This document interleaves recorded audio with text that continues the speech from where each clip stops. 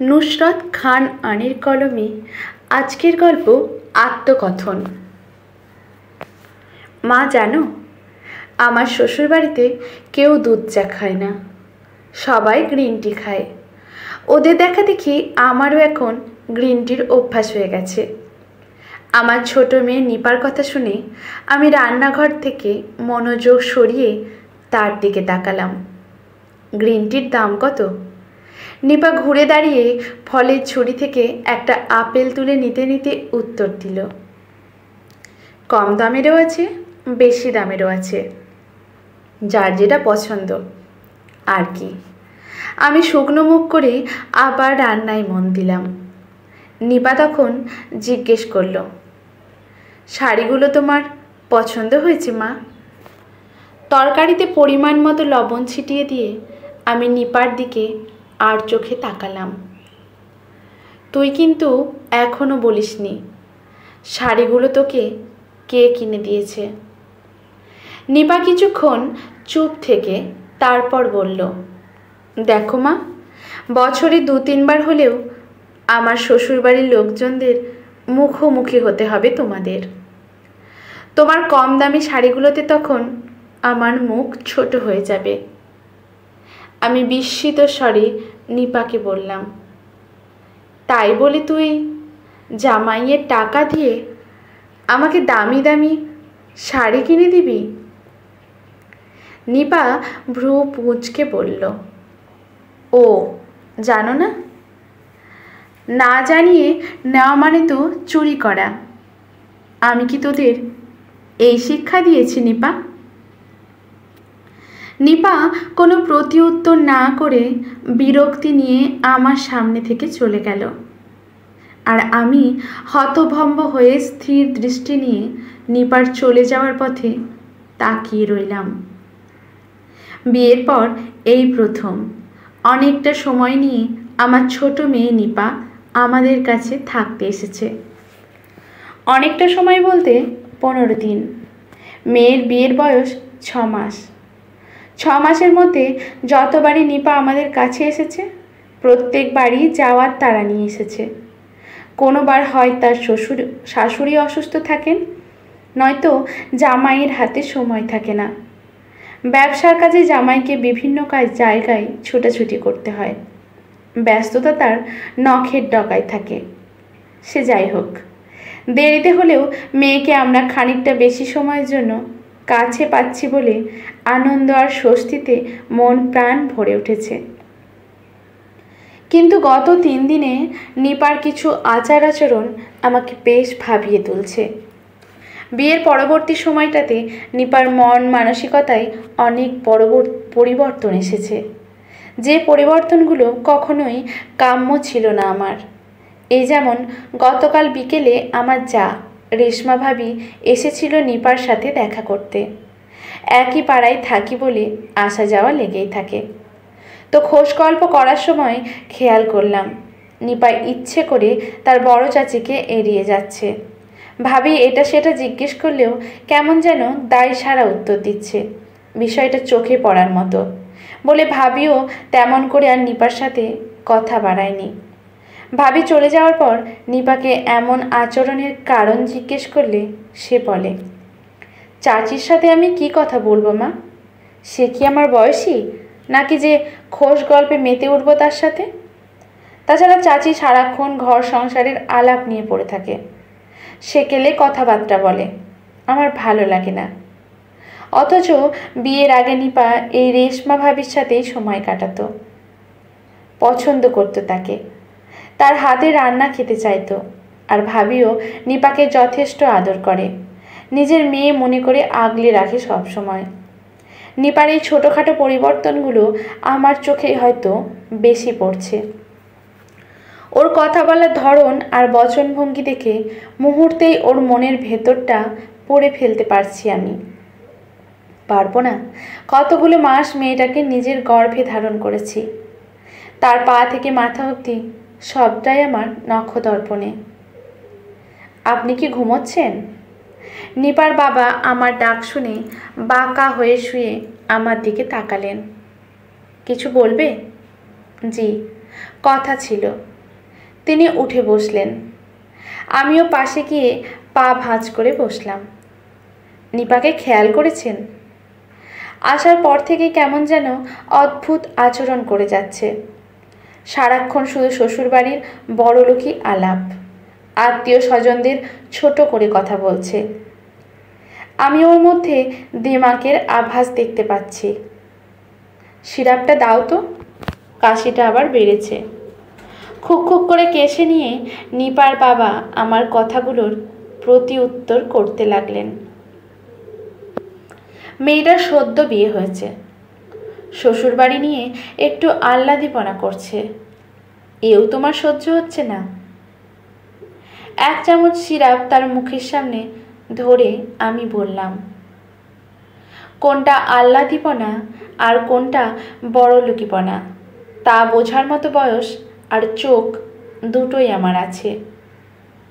সারাদিন ঘরে বসে থাকো তো, তাই এসব ফালতু চিন্তাভাবনা মাথার মধ্যে ঘুরপাক খেতে থাকে।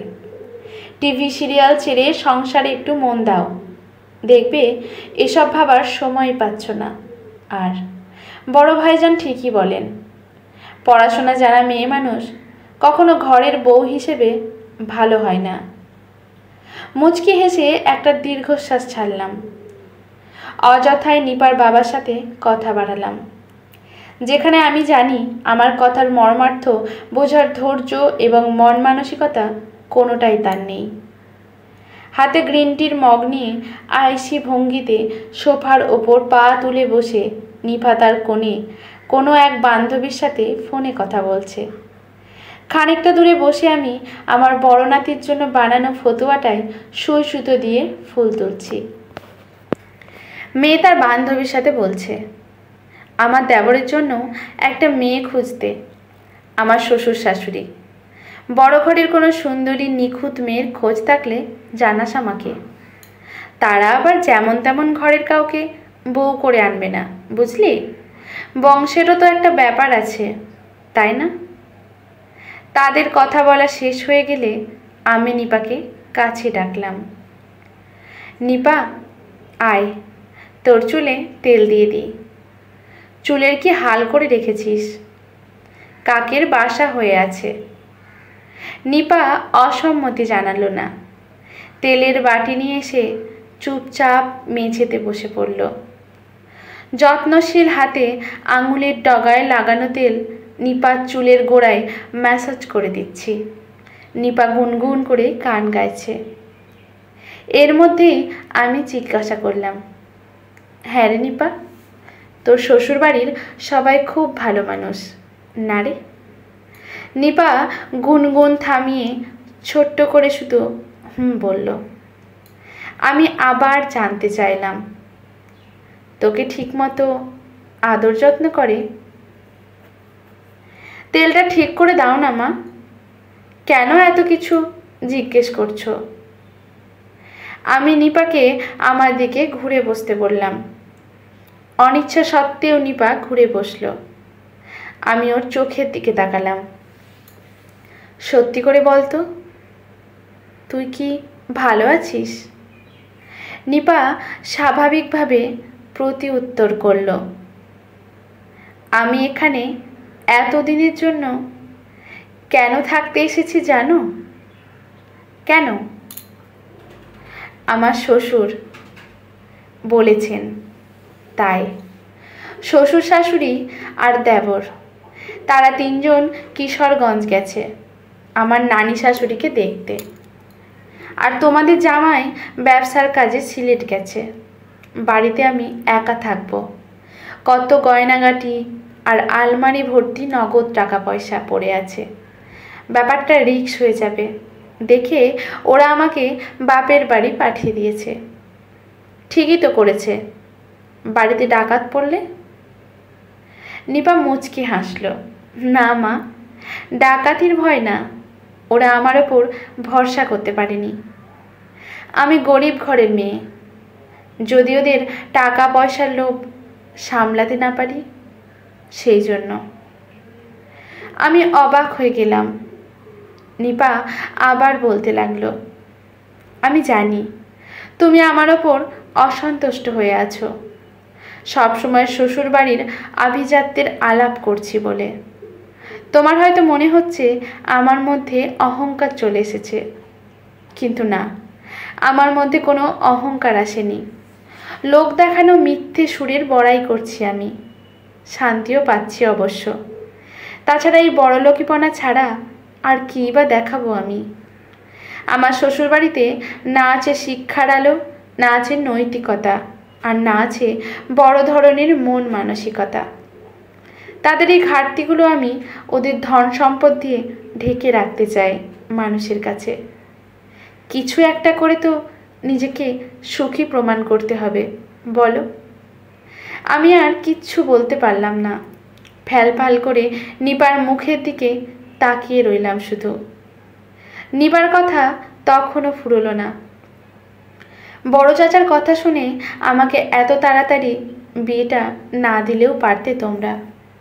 এর চেয়ে একটা শিক্ষিত এবং ভালো মন মানসিকতার গরিব শ্বশুরবাড়ি ঢের ভালো। এদিক দিয়ে আপা সুখে আছে। তার আর্থিক সচ্ছলতা এত বেশি না থাকলেও মানসিক কোনো অপূর্ণতা নেই। নিপার গাল দুটো আজলা ভরে ধরে আমি কেঁদে ফেললাম।